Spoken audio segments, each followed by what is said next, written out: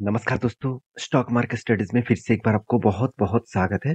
तो आज यहाँ पे मैं डिस्कशन करूँगा कुछ इम्पोर्टेंस कंपनी के और अपडेट्स के बारे में, जहाँ पे आपको बहुत सारे जानकारी के साथ-साथ कुछ टेक्निकली चार्ट पैटर्न्स भी देखने को मिलेगा, जो आपको हेल्प करेगा फ्यूचर में कोई भी स्विंग ट्रेडिंग्स अगर बने, तो आप खुद स्टडी करके काम कर सकते हैं। खुद उस तरीके से टेक्निकली चार्ट पैटर्न को समझकर कुछ कंपनीज़ को अवॉइड भी कर सकते हैं, कुछ कंपनीज़ के ऊपर काम भी कर सकते हैं, क्योंकि जो बाइंग ट्रेड में आएगा उसके ऊपर आप काम करेंगे और जो सेलिंग ट्रेड में जाएगा तो उसके ऊपर आप ऑब्वियसली कुछ नेगेटिव पॉइंट रख सकते हैं। तो सब कुछ मैं डिस्कशन करूंगा इस वीडियो में, तो वीडियो को लास्ट तक देखिए और अभी तक अपने चैनल को सब्सक्राइब नहीं किया तो जरूर कर लीजिएगा कंटिन्यूसली इन्फॉर्मेशन और अपडेट पाने के लिए। सबसे पहले जिस कंपनी के बारे में बात करूँ उसका नाम है इजी ट्रिप प्लानर। तो इजी ट्रिप प्लानर के बारे में बात करूँ तो इसके ऊपर मैं बहुत बार आपको वीडियो में कंटिन्यूसली बनाते जा रहा हूँ, क्योंकि इस कंपनी के ऊपर एक लगातार लगातार एक मोमेंटम डाउन साइड देखने को मिला है। तो कंपनी पिछले दिनों में भी 52 वीक का हाई मतलब सॉरी 52 वीक का लो किए थे। कंटिन्यूसली कंपनी लो होते जा रहा था और मैं आपको कुछ लेवल्स भी मेंशन किया था और मैंने आपको बताया था कि उस लेवल अगर टूटेगा, मतलब उस लेवल को अगर ब्रेक डाउन करेगा तो बड़ा सा फॉल आपको दिखेगा। और कौन सा लेवल तक फॉल दिखेगा वो भी मैं आपके साथ मेंशन किया था। फिर भी मैं इस वीडियो में दिखाऊंगा, क्योंकि किस तरीके से चार्ट पैटर्न बनने से आपको अलर्ट रहना है कि अगर आपने गलत एंट्री ले लिया तो आपको एक मतलब एग्जिट भी होना चाहिए। तो चलो देख लेते हैं, उससे पहले कंपनी का परफॉर्मेंस देख लेते हैं कि सही में कंपनी में फ्यूचर में अगर कोई भी रेजिस्टेंस और कोई भी रिवर्सल करे, क्या एंट्री लेना सही होगा। तो उससे पहले कंपनी का परफॉर्मेंस देखना बहुत जरूरी है। देखिए, कंपनी का मुझे परफॉर्मेंस बहुत शानदार लगते हैं। जैसे आरओसी आरओई तो बेस्ट लेवल में देखने को मिला। उसके साथ साथ हाथ में एनुअल इनकम भी है। और डेप्थ के बारे में बात करूँ तो कंपनी का डेप्थ मतलब ना के बराबर है। और स्टॉक के पी रेशियो जो है, कंपनी का करंट पी रेशियो 46.6 है और कंपनी का इंडस्ट्रीज पी रेशियो 38.1 है। तो ओवरऑल यहाँ पे एक प्लस पॉइंट के हिसाब से देखने को मिला।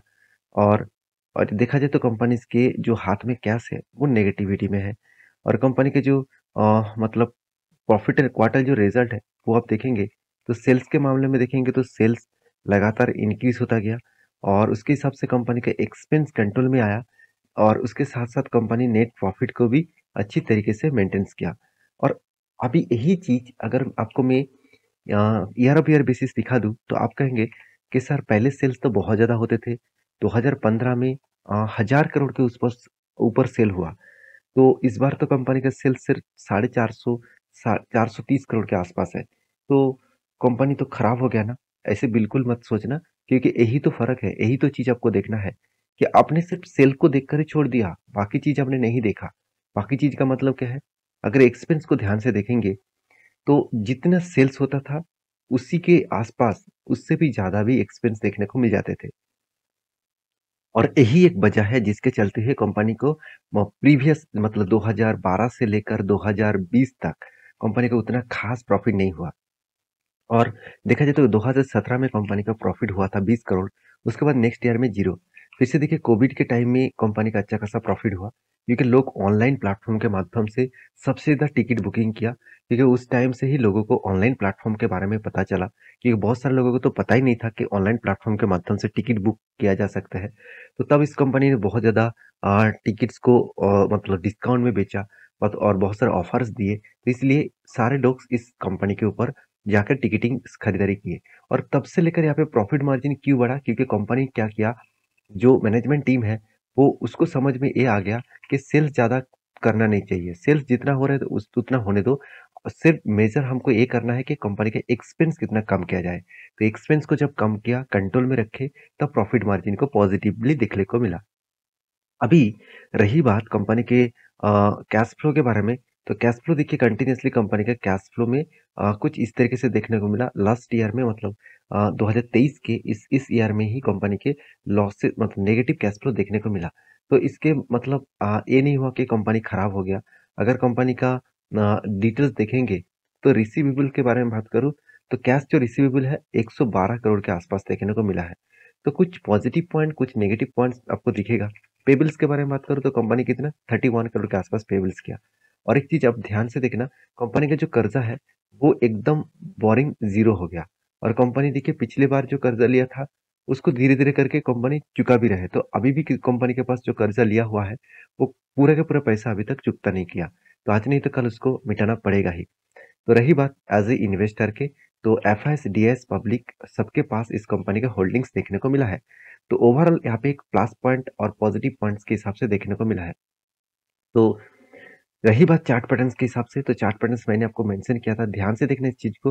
मैं बार बार आपको यही बोल रहा था कि कंपनी के ऊपर ये जो लगातार एक रेजिस्टेंस को वो फेस करके नीचे आ रहा है, लगातार वो रेजिस्टेंस को फेस किया, और जब नीचे आ रहा है इसका मतलब क्या है, इस लेवल को जब तक ना तोड़ेगा तब तक कोई अपसाइड नहीं दिखेगा। तो क्या किया, यहाँ पे नीचे आया और उसके बाद जो प्रीवियस जो रेजिस्टेंस था, प्रीवियस जो यहाँ पे सॉरी सपोर्ट था, इस सपोर्ट को कंपनी क्या किया, ब्रेक कर दिया। और ब्रेक जो हुआ, मैं आपको बहुत बार बोल चुका हूँ, मैं आपको बहुत बार कप विथ हैंडल पैटर्न्स दिखाता हूँ, और वो भी रिवर्सल। यहाँ पे डायरेक्टली अगर कप विथ हैंडल पैटर्न्स दिखा दूँ, तो यहाँ पे क्या बना, एक कप बना, उसके बाद क्या बना, एक हैंडल बना। तो उल्टा साइड में अगर कप विथ हैंडल पैटर्न्स देखेंगे, तो यहाँ पे भी तो ब्रेकआउट हुआ ना, यहाँ पे भी तो सॉरी ब्रेक डाउन हुआ। तो ब्रेक डाउन होने के बाद यहाँ पे सेलिंग आउट आया। तो मेरे हिसाब से यहाँ पे भारी भरकम फॉल देखने को मिल सकता है। और जो फॉल आपको अगर मैं मार्किंग कर दूं यहाँ पे कप विथ हैंडल पैटर्न्स का, तो मतलब कप विथ हैंडल पैटर्न मतलब यहाँ पे रिवर्सल जो कप विथ हैंडल पैटर्न्स है, उसको अगर मार्किंग करूँ, तो इस रेंज तक कंपनी आ सकते हैं, इस रेंज तक कंपनी आ सकते हैं। जो रेंज का मार्किंग मैंने आपको करके दिया, 30 रुपीज के आसपास कंपनी आ सकते हैं मेरे हिसाब से, क्योंकि जिस तरीके से यहाँ पे करेक्शन हो रहा है, तो इस रेंज को पहले रिटेस्ट करेगा। अगर यहाँ से टच करने के बाद भी कोई रिवर्सल करेगा, तो मैं कुछ क्वांटिटी उठाने के लिए जरूर स्टडी करूंगा। तो फिलहाल के लिए कोई भी एंट्री लेवल्स मत लीजिए, क्योंकि और भी करेक्शन होने का चांसेस है यहाँ पे। जिस तरीके से करेक्ट लेवल को ब्रेकआउट किया, तो और भी करेक्शन होने का चांसेस दिख रहा है। तो नेक्स्ट जो कंपनी जिसके बारे में बात करूँ, उसका नाम है कंप्यूटर एज मैनेजमेंट सर्विसेज, जिसका नाम एक्चुअली कैम्स से आप जानते हैं। तो कैम्स एक ऐसी कंपनी है जो जितने सारे म्यूचुअल फंड एजेंसी है, म्यूचुअल फंड ट्रांसफर एजेंसी है, सॉरी जितने सारे म्यूचुअल फंड कंपनी है, वो इसी कंपनी के माध्यम से म्यूचुअल फंड को ट्रांसफर करते हैं। तो मोटा मोटी बोला जाए, एक कंपनी एक म्यूचुअल फंड ट्रांसफर एजेंसी है। तो आप किसी भी कंपनी के माध्यम से म्यूचुअल फंड कर लीजिए, तो डायरेक्टली इस कंपनी को ही फायदा मिलेगा।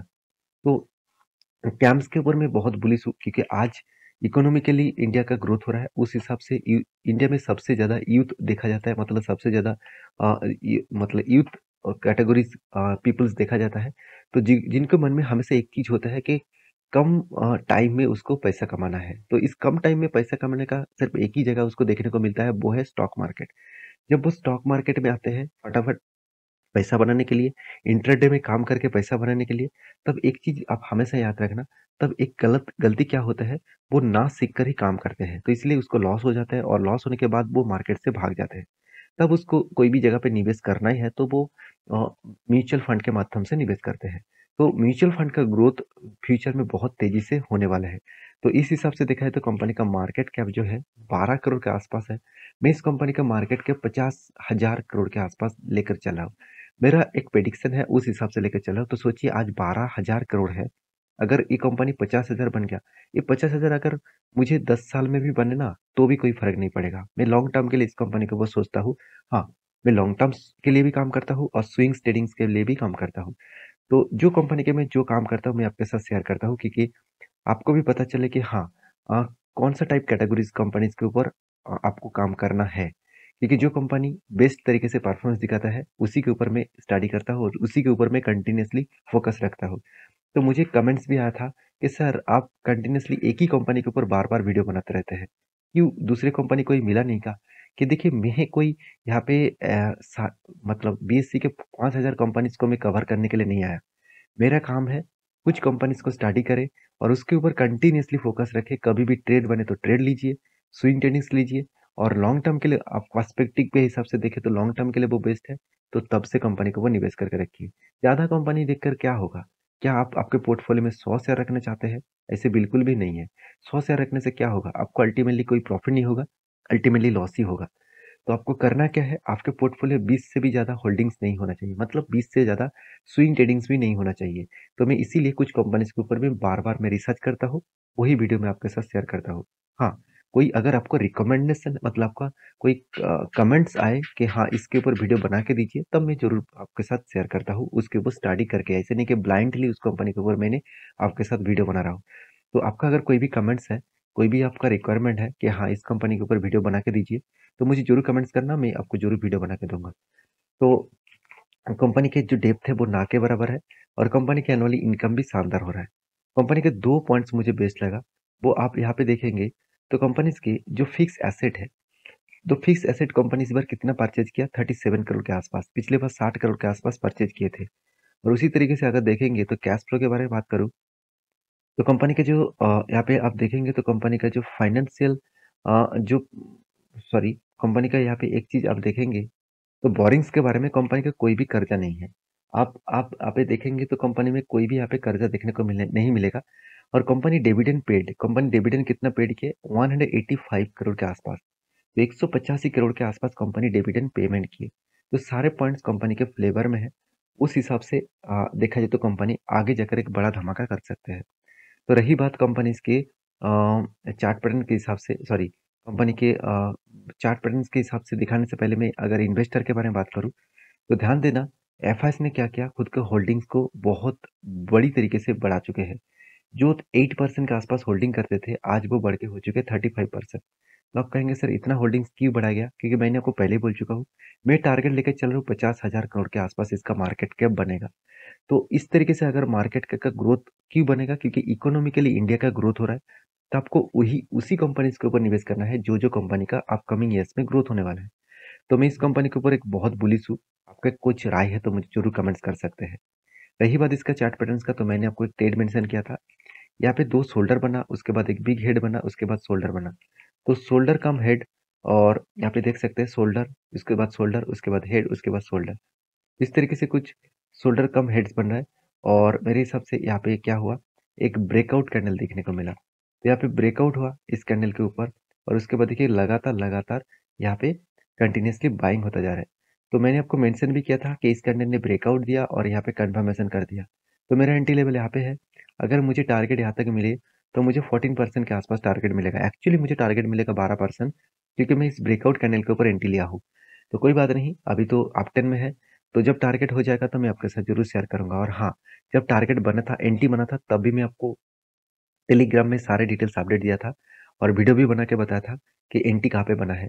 और क्योंकि देखिए मेरा कोई रिकमेंडेशन नहीं है, मैं कोई आपको टिप्स नहीं दे रहा हूँ, मैं आपको ये समझा रहा हूँ कि इस तरीके से अगर पैटर्न्स आपको दिखे, आप अगर रिसर्च कर रहे हैं तो उसके ऊपर आप ऑब्वियसली फंडामेंटल को सर्च करके ही काम करना है। ऐसे नहीं कि कंपनी का हालत खराब है और टेक्निकली चार्ट पैटर्न अच्छा बन रहा है तो वो आप सोच रहे कि रॉकेट बनेगा और प्रॉफिट देगा।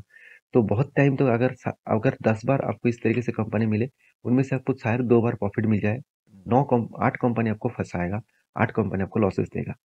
तो नेक्स्ट जो कंपनी जिसके बारे में बात करूँ उसका नाम है आरती ड्रग्स। तो आरती ड्रग्स एक पॉपुलर कंपनी बन चुके हैं क्योंकि ड्रग्स इंडस्ट्रीज में, फार्मास्यूटिकल इंडस्ट्रीज में और एपीआई प्रोडक्ट बनाने में, एपीआई मतलब एक्टिव फार्मास्यूटिकल इंग्रेडिएंट प्रोडक्ट बनाने वाले में बने कंपनीज के हिसाब से देखा जाता है।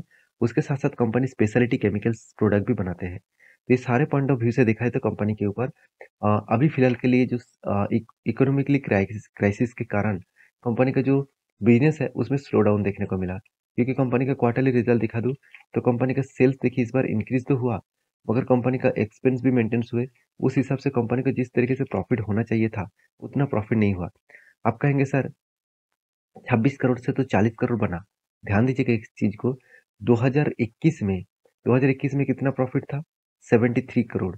उसके बाद कितना प्रॉफिट था 2022 में, 43 करोड़, सॉरी 2022 नहीं, 2020 में था 73 करोड़ और 2021 में था 46 करोड़ और 2022 में बना 26 करोड़। अभी 2023 में बना 40 करोड़। तो फिगर देख लीजिए, तो यहाँ से तो यहाँ पर ज्यादा होना चाहिए था ना। तो सेल्स एक्चुअली देखा जाए तो डाउन हुआ है, प्रॉफिट भी डाउन हो चुके हैं। तो रही बात कंपनी के एज ए कुछ पॉइंट ऑफ व्यू से देखा जाए तो कंपनी ने क्या किया, इस बार कंपनी ने कर्जा लिया। कितना कर्जा लिया, तो प्रोसीड फ्रॉम बोरिंग्स के बारे में बात करूँ तो कंपनी इस बार 37 करोड़ के आसपास कर्जा लिया। जो पिछली बार 214 करोड़ के आसपास कर्जा लिया गया था, इस बार वो कम होके हो चुके 37 करोड़ के आसपास। और इस कर्जे को कंपनी कंटिन्यूसली मिटा भी रहे। ऐसे नहीं कि कंपनी सिर्फ कर्जा ही लेते जा रहा है, कंपनी पैसे को नहीं मिटाया। पिछले बार 27 करोड़ मिटाए थे, इस बार 25 करोड़ कंपनी ने पेमेंट किया। तो ये सारे पॉइंट्स कंपनी के पॉजिटिविटी के हिसाब से रिप्रेजेंट कराते हैं। और एज ए इन्वेस्टर के बारे में बात करूँ तो छोटे कंपनी होने के नाते इंस्टीट्यूशन एफएसडीएस के पास उतना होल्डिंग्स देखने को नहीं मिला।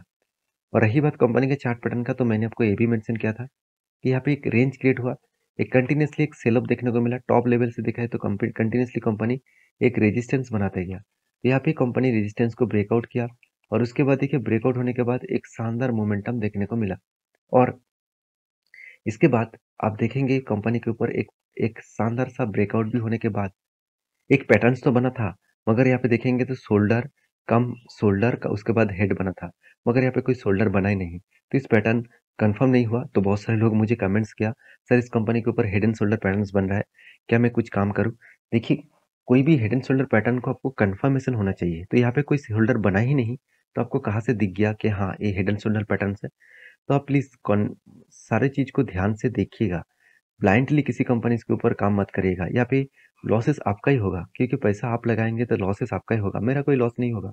हाँ, मैं जो कंपनी के ऊपर रिसर्च करके काम करता हूँ, उसमें ज़्यादा से ज़्यादातर कंपनीज़ के ऊपर प्रॉफ़िट होता है, कुछ कंपनीज़ के ऊपर लॉस होता है। मैं लॉस को लेता भी हूँ, ऐसे नहीं कि मैं लॉस ना लेकर चुपचाप बैठा रहता हूँ। मगर मुझे अगर कंपनी में भरोसा है, तो मैं उसके ऊपर बने रहता हूँ। तो कंपनीज़ के ऊपर मैं एक ही बात कहूँगा तो फिलहाल के लिए कोई भी एंटी लेवल्स नहीं है। तो कंपनीज़ के ऊपर फ्यूचर में कुछ अगर लेबल्स बनता है तो मैं आपके साथ शेयर करूँगा। नेक्स्ट जो कंपनी जिसके बारे में बात करूँ उसका नाम है पावर ग्रिड कॉर्पोरेशन लिमिटेड। तो इस कंपनी की खासियत यही है कंपनी एकदम लो पीरीसी में चला है। कंपनी का आरओसी, आरओई एवरेज लेवल के आसपास है। कर्जा तो है, इनकम भी अच्छा खासा हो रहा है और पावर का जो कंज्यूम है वो धीरे-धीरे बढ़ते जा रहा है तो इस कंपनी का ग्रोथ होने का चांसेस और भी ज़्यादा है। तो कंपनी कोई छोटा-मोटा कंपनी नहीं है। 1,68,000 करोड़ के आसपास मार्केट कैप है इसका। क्वार्टरली जो रिजल्ट है वो धीरे-धीरे करके कंपनी का क्वार्टरली रिजल्ट ग्रोथ होता चला गया और उसी हिसाब से देखा तो कंपनी का बैलेंस शीट भी कंपनी अच्छे खासे बैलेंस शीट को मेंटेन्स किया। जैसे रिजर्व बढ़ते गया, उसके हिसाब से कंपनी का कर्जा भी बढ़ता गया। तो कर्जा कंपनी लिया, ऐसे नहीं कि कंपनी से कर्जा लेते जा रहे हैं। कंपनी का लगातार प्रोजेक्ट रनिंग में चल रहा है। तो सीडब्ल्यूआईपी में देखा जाए तो कंपनी इस बार 13,000 करोड़ के आसपास कंपनी प्रोसेसिंग में पैसा को फँसा के रखा। जो प्रोसेसिंग खत्म होने के बाद वो पैसा आपको दिखेगा फिक्स एसेट में। तो ये सारे पॉइंट्स कंपनी के फ्लेवर में है। मेरे हिसाब से यहाँ पे एक प्लस पॉइंट है और इसीलिए शायद कंपनी ने एक बहुत बड़ा डिसीजन लिया और वो डिसीजन है कंपनी का बोनस देने का।